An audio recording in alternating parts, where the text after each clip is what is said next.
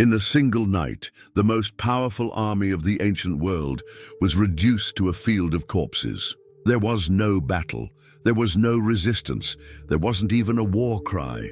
185,000 elite soldiers, veterans of countless conquests, warriors who had subdued entire nations, simply never woke up.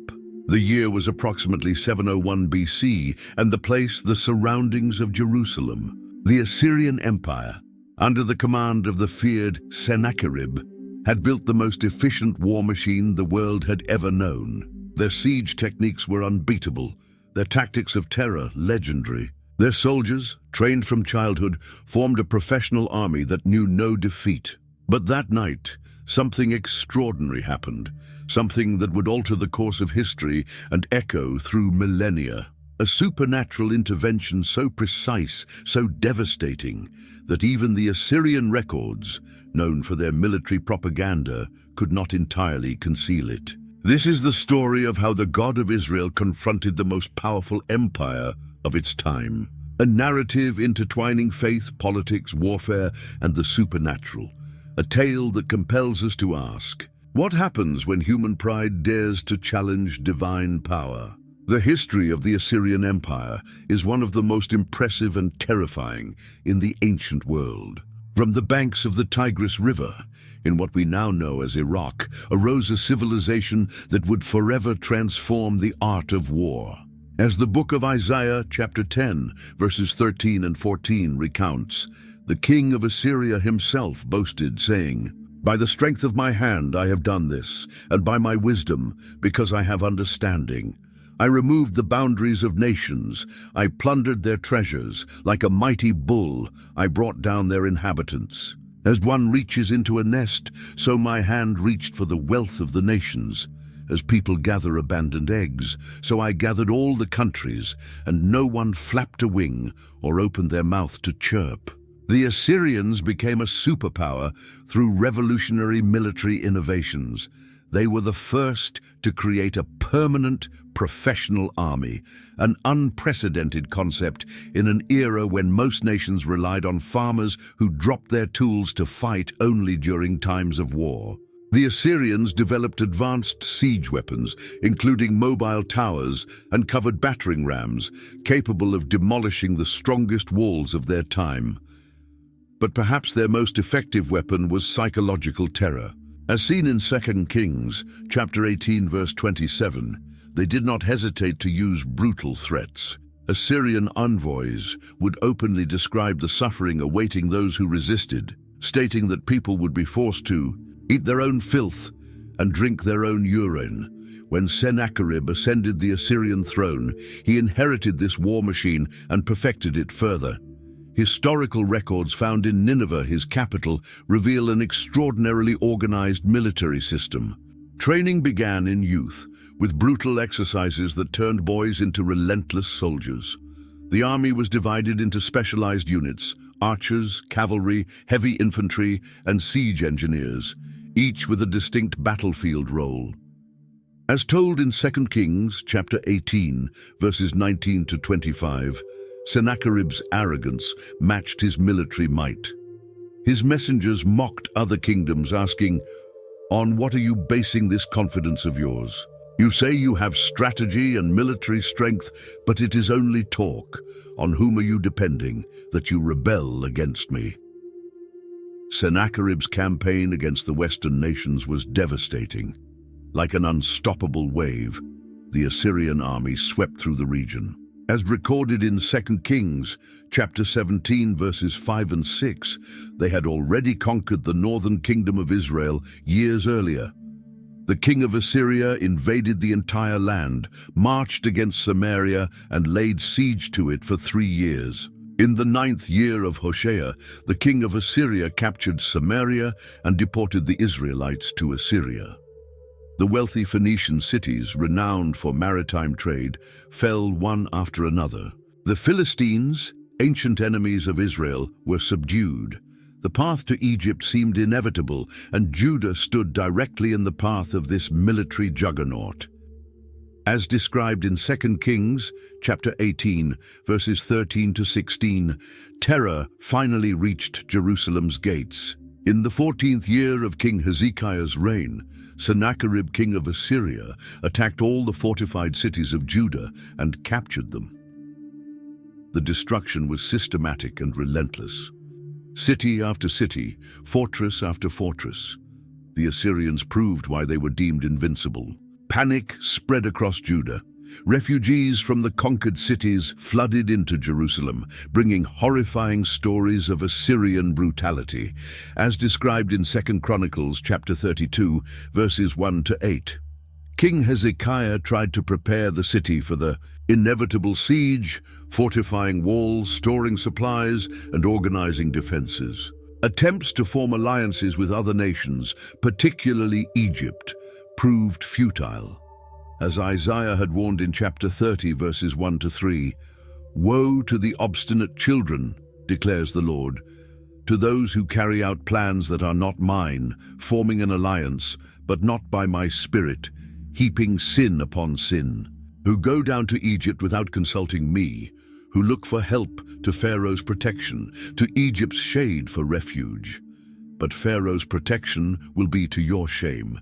Egypt's shade will bring you disgrace." The situation seemed utterly hopeless. The world's greatest empire, with its professional army of 185,000 men, camped around Jerusalem.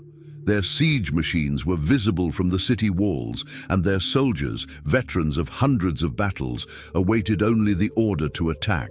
As reported in 2 Kings, chapter 18, verse 17, Sennacherib sent his supreme commander, the Tartan, his chief officer, the Rabsaris, and his field commander, the Rabshakeh, with a large army from Lachish to King Hezekiah in Jerusalem. The Assyrian messengers positioned themselves near the aqueduct of the upper pool on the road to the washer's field. And there began one of the most extraordinary episodes in biblical history. Before the Assyrian threat became imminent, Hezekiah had already begun a profound spiritual reform in Judah.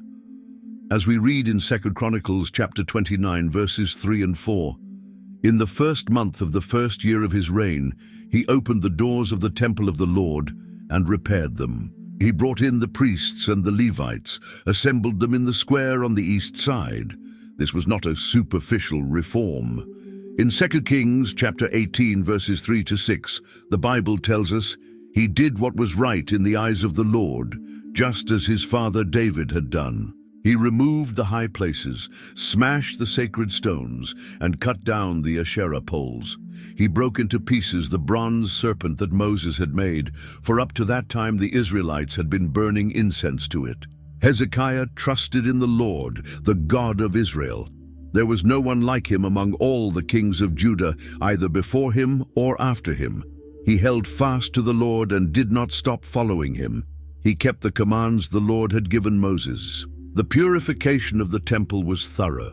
In 2 Chronicles chapter 29, verses 15 to 17, we see that the Levites spent 16 days cleansing the temple, removing everything impure. Sacrifices were restored with great joy, and the Levitical service was reorganized according to the original instructions given by David. One of the highlights of this spiritual reform was the celebration of the Passover. In 2 Chronicles chapter 30, verses 1 and 5, it is written, "Hezekiah sent word to all Israel and Judah, and also wrote letters to Ephraim and Manasseh, inviting them to come to the temple of the Lord in Jerusalem and celebrate the Passover to the Lord, the God of Israel." They decided to send a proclamation throughout Israel from Beersheba to Dan, calling the people to come to Jerusalem and celebrate the Passover to the Lord, the God of Israel. It had not been celebrated in large numbers according to what was written. Alongside his spiritual reforms, Hezekiah also prepared materially to defend Jerusalem. One of his most impressive achievements was the construction of the Siloam Tunnel. In 2 Kings chapter 20, verse 20, we read, "As for the other events of Hezekiah's reign, all his achievements and how he made the pool and the tunnel by which he brought water into the city, Are they not written in the book of the annals of the kings of Judah? This tunnel, carved through solid rock by two teams working from opposite ends, is a masterpiece of ancient engineering, ensuring Jerusalem's water supply even during a siege. In 2 Chronicles chapter 32, verses 5 to 8, we see additional defensive preparations. Then he worked hard, repairing all the broken sections of the wall and building towers on it. He built another wall outside that one and reinforced the terraces of the city of David. He also made large numbers of weapons and shields. He appointed military officers over the people and assembled them before him in the square at the city gate. Stockpiling supplies was also a priority. In 2 Chronicles chapter 32, verse 28, we read that he built storehouses for the harvest of grain, new wine and olive oil, and he made stalls for various kinds of cattle and pens for the flocks. However, the external political situation was complex. Despite the warnings of the prophet Isaiah, Judah sought alliances with other nations, especially Egypt. In Isaiah chapter 31, verses 1 and 3, the prophet warns, "Woe to those who go down to Egypt for help, who rely on horses, who trust in the multitude of their chariots and in the great strength of their horsemen, but do not look to the Holy One of Israel or seek help from the Lord. But the Egyptians are mere mortals and not God. Their horses are flesh and not spirit." The rebellion against Assyria, though initially successful, brought severe consequences. In 2 Kings chapter 18, verse 7, we read, "And the Lord was with him. He was successful in whatever he undertook. He rebelled against the king of Assyria and did not serve him." This decision, though courageous, led to Judah's growing isolation as other nations fell under Assyrian control. During all this turbulence, Hezekiah stood out as an exemplary leader. In 2 Chronicles chapter 31, verse 21, the Bible states, "In everything that he undertook in the service of God's temple and in obedience to the law and the commands, he sought his God and worked wholeheartedly, and so he prospered." The prophet Isaiah was a crucial support during this period. In Isaiah chapter 37, verse 6, we read how he conveyed God's messages to the king. Isaiah said to them, "Tell your master, this is what the Lord says.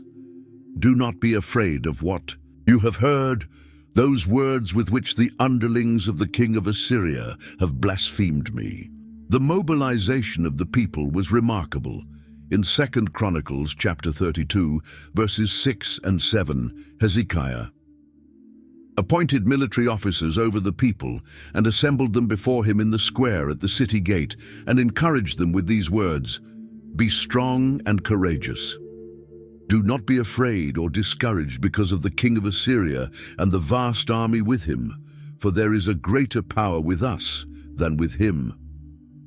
Despite all pressures to surrender and adopt Assyrian customs, Hezekiah and the people remained steadfast in their faith. As 2 Chronicles chapter 32 verse 8 says, "With him is only the arm of flesh, but with us is the Lord our God to help us and to fight our battles."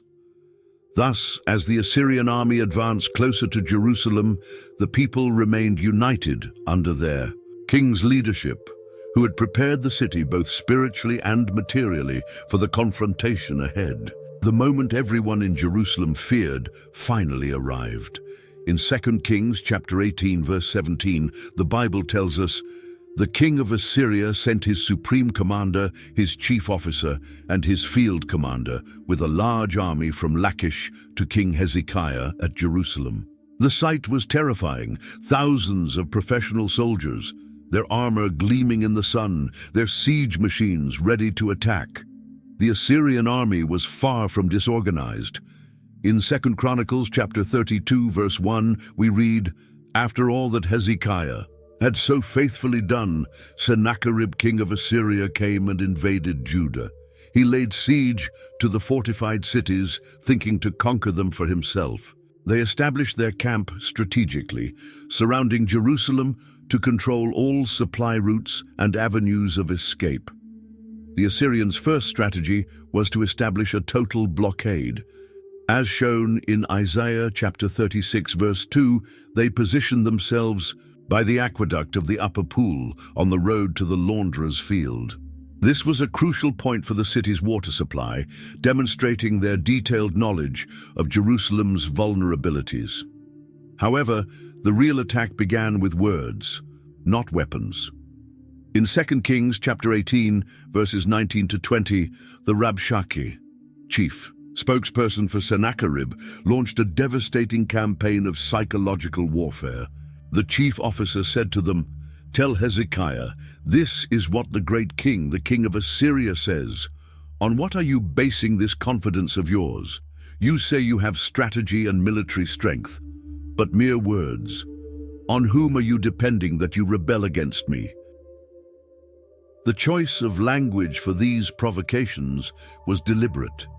In 2 Kings chapter 18, verses 26 and 28, when Hezekiah's officials asked the Rabshakeh to speak in Aramaic so that the people on the walls would not understand, he responded provocatively, "Was it only to your master and you that my master sent me to say these things, and not to the people sitting on the wall?" Then deliberately he raised his voice and called out in Hebrew.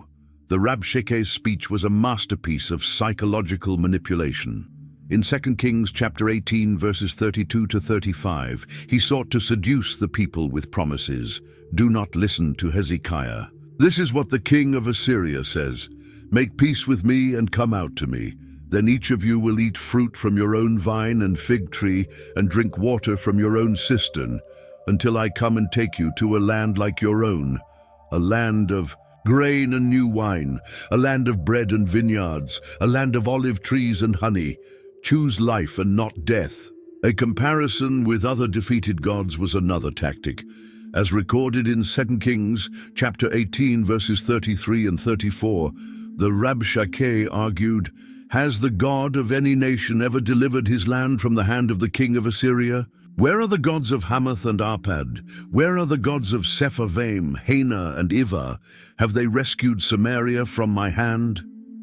The threats of deportation were explicit.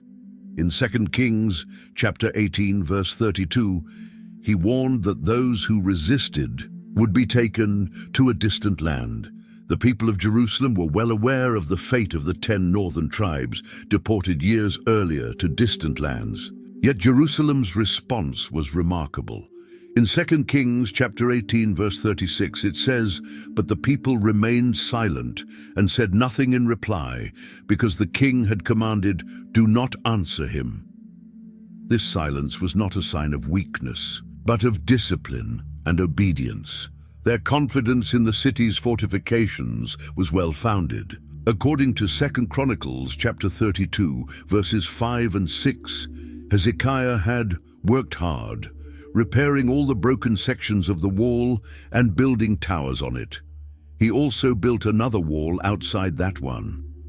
Preparations included stockpiles of food and, crucially, ensured access to water through the Siloam tunnel. Amid all this, the prophet Isaiah emerged as a voice of hope and courage. In Isaiah chapter 37, verse 6, he conveyed God's message, "Do not be afraid of what you have heard, those words with which the underlings of the king of Assyria have blasphemed me." His presence was a constant reminder that despite appearances, God was in control. Isaiah's prophecies were specific and bold. In Isaiah chapter 37, verses 33 to 35, he declared, "This is what the Lord says concerning the king of Assyria. He will not enter this city or shoot an arrow here. He will not come before it with shield or build a siege ramp against it. By the way that he came, he will return. He will not enter this city, declares the Lord. I will defend this city and save it for my sake and for the sake of my servant David." The contrast with false prophets was evident. While some may have suggested surrender or trust in foreign alliances, Isaiah maintained a consistent message. Trust should be placed solely in the Lord. In Isaiah chapter 30, verse 15, he had already proclaimed, "This is what the sovereign Lord, the Holy One of Israel says, "In repentance and rest is your salvation, in quietness and trust is your strength." The people's spiritual preparation continued even during the siege. In 2 Chronicles, chapter 32, verses 7 and 8, Hezekiah encouraged them, "Be strong and courageous. Do not be afraid or discouraged because of the king of Assyria and the vast army with him, for there is a greater power with us than with him. With him is only the arm of flesh, but with us is the Lord our God, to help us and to fight our battles." Under immense pressure and continuous provocations from the enemy, Hezekiah made a decision that would change the course of history. With a heavy heart but full of faith, he went to the temple of the Lord, carrying a threatening letter from Sennacherib.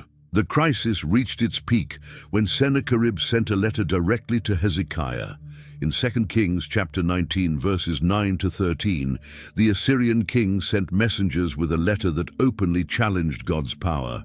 "Do not let the God you depend on deceive you when he says, 'Jerusalem will not be given into the hands of the king of Assyria.'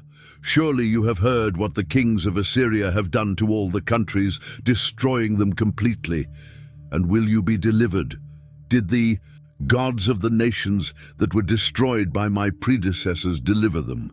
Hezekiah's reaction was extraordinary in its humility and faith.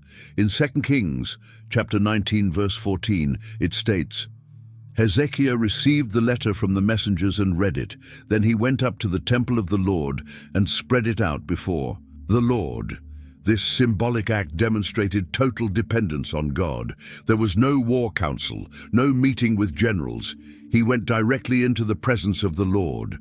The prayer that followed became a model for all generations.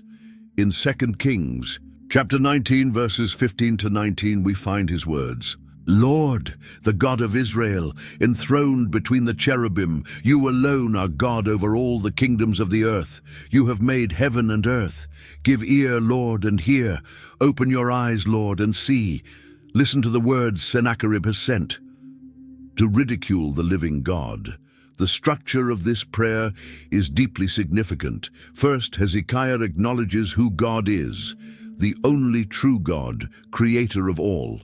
In Isaiah chapter 37, verse 16, he declares, "O Lord of hosts, God of Israel, enthroned between the cherubim, you alone are God over all the kingdoms of the earth. You have made heaven and earth." Next, he presents the problem with clarity and honesty. In 2 Kings chapter 19, verses 17 and 18, he admits, "It is true, Lord, that the kings of Assyria have laid waste these nations and their lands. They have thrown their gods into the fire and destroyed them, for they were not gods, but only wood and stone made by human hands." The most remarkable aspect of the prayer is that Hezekiah appeals not for his own honor or salvation, but for the honor of God.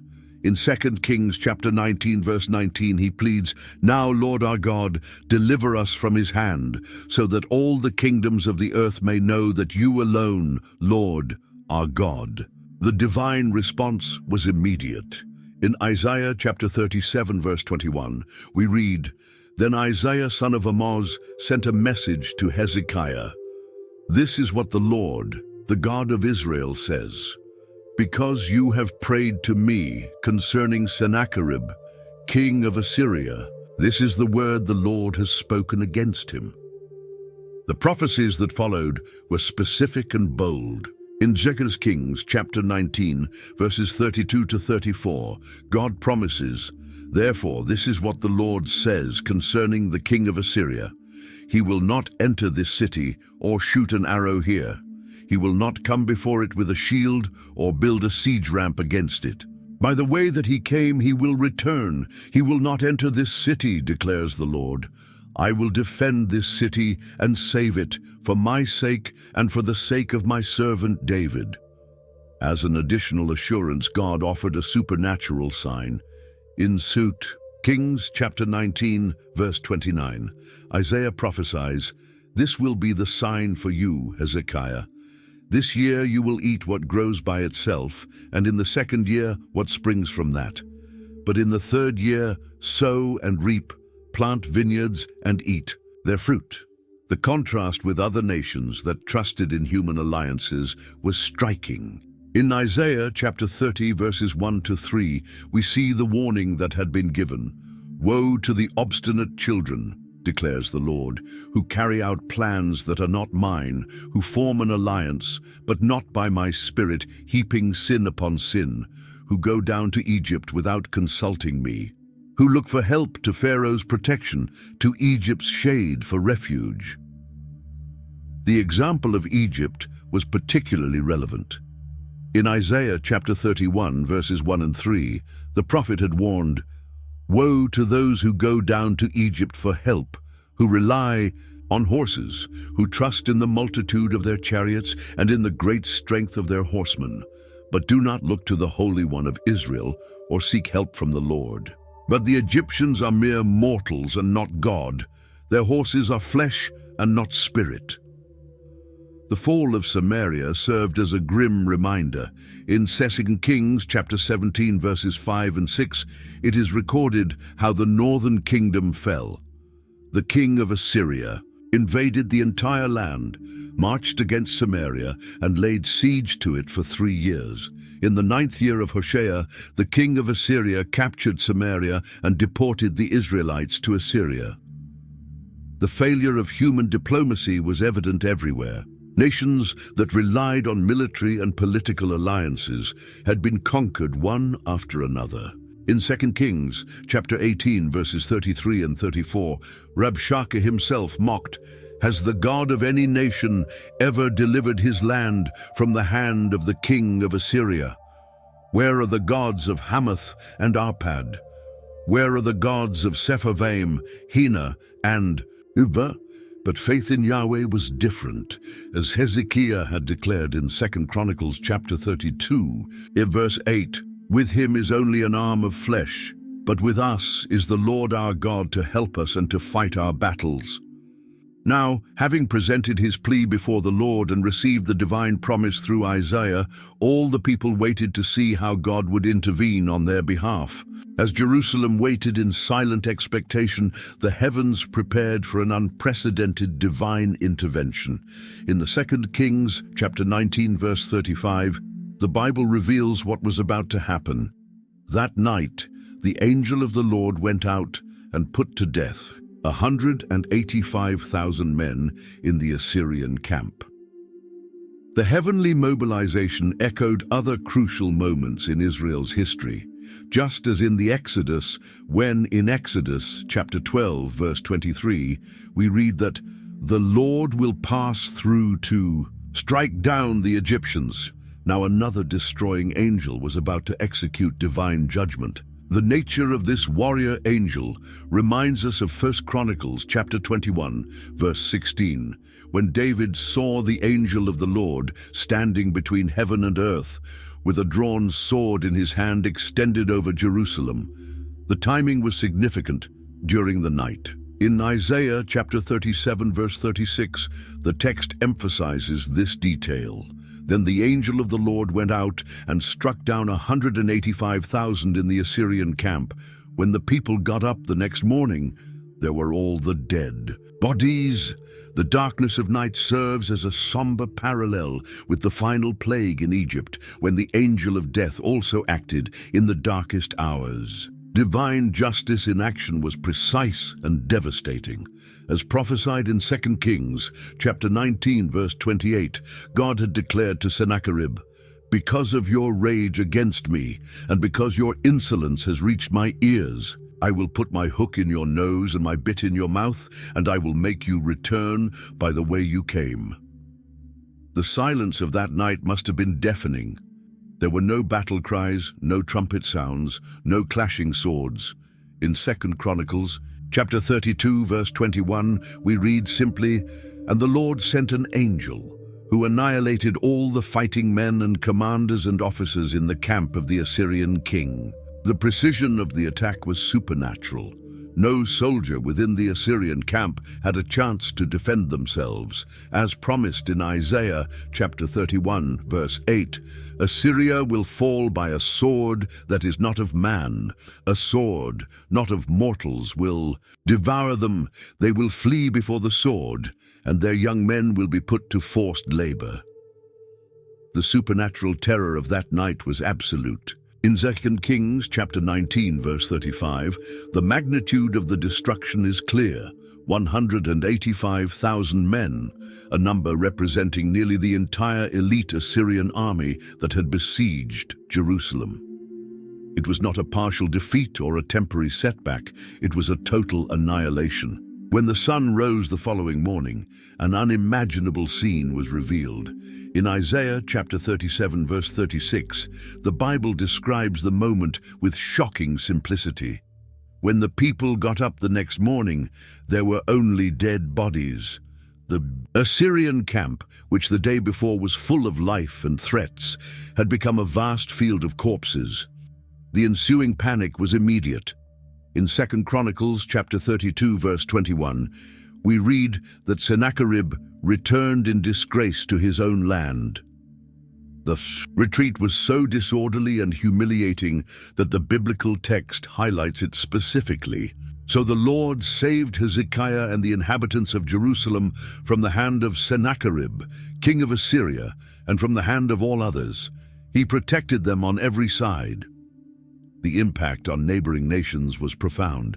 In 2 Chronicles chapter 32, verse 23, we see that many brought offerings to the Lord in Jerusalem and valuable gifts to Hezekiah, king of Judah. From that day on, he was highly regarded by all nations. The historical evidence for this event is notable. Even the Assyrian records, though attempting to downplay the defeat, reveal an abrupt shift in Sennacherib's policy towards Judah.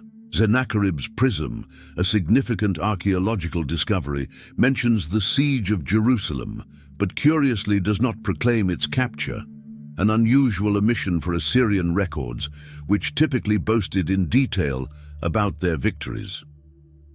The shift in Assyrian policy was dramatic. In 2 Kings chapter 19, verses 36 to 37, we read that, "Then Sennacherib, king of Assyria, broke camp and withdrew. He returned to Nineveh and stayed there."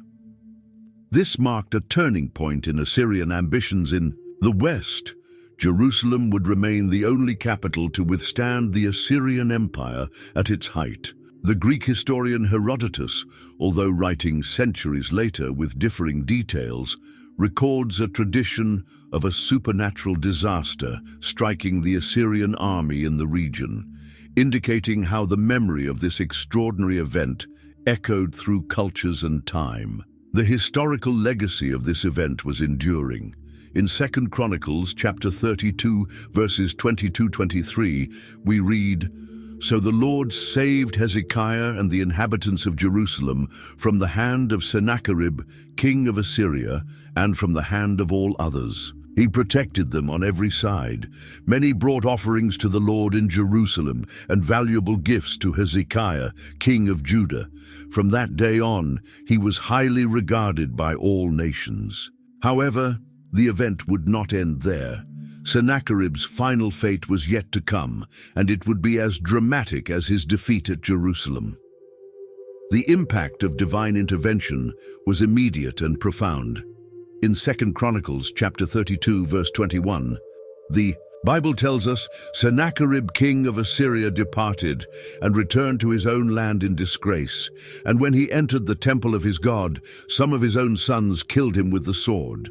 The Assyrian army's retreat was more than a simple military withdrawal. It was a humiliating flight that would forever mark the history of that empire. The scene after the Assyrian retreat must have been extraordinary.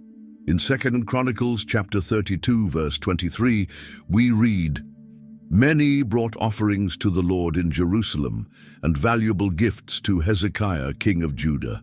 From that day on, he was highly regarded by all nations."